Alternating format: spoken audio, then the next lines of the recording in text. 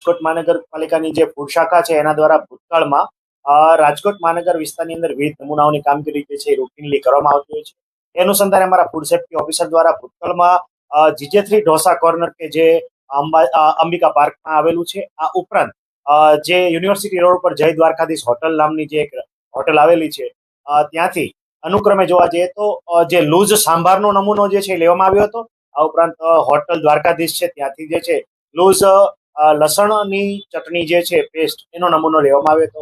આ બંને નમૂના જે છે નિયમ ધારાધોરણ મુજબ જે છે એ સીલ કર્યા બાદ જે છે એ પૃથ્થકરણ અર્થે લેબોરેટરીમાં મોકલવામાં આવ્યા હતા. આ પૃથ્થકરણનો રિપોર્ટ જે છે બંને નમૂનાનો આવેલો, એમાં ખાસ કરીને જોવા જઈએ તો GJ3 ઢોસા કોર્નર જે છે એના લૂઝ સાંભારની અંદર પિંક ડાય પ્રતિબંધિત જે છે કે કોઈ પણ પ્રકારના ફૂડની અંદર આ ડાય વાપરી ન શકાય, એટલે આ નમૂનો પણ અનસેફ આવેલો હતો.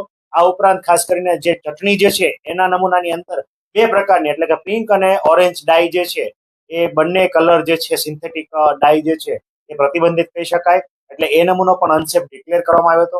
અનસેફ ડિક્લેર થતા બંને નમૂનામાં અમારા ફૂડ સેફ્ટી ઓફિસર દ્વારા પ્રોસિક્યુશનની કાર્યવાહી અર્થે મ્યુનિસિપલ કોર્ટ કેસમાં ફોજદારી ગુનો દાખલ કરવામાં આવ્યો હતો.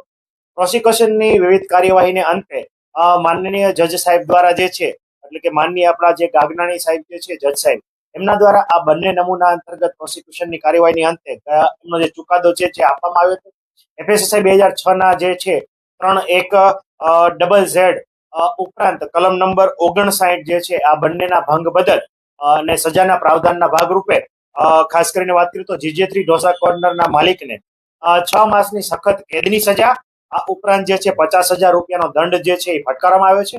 અને જો આ 50,000નો દંડ જો એ ના ભરે તો એડિશનલ 2 માસની સખત સજાની જોગવાઈ જે છે એ ચુકાદા સ્વરૂપે કરવામાં આવી છે. આ ઉપરાંત દ્વારકાધીશ હોટલ જે છે એમાં પણ આ પ્રોસિક્યુશન કાર્યવાહીની અંતે એમને કુલ 2 લાખ રૂપિયાનો દંડ જે છે એ ફટકારવામાં આવ્યો છે.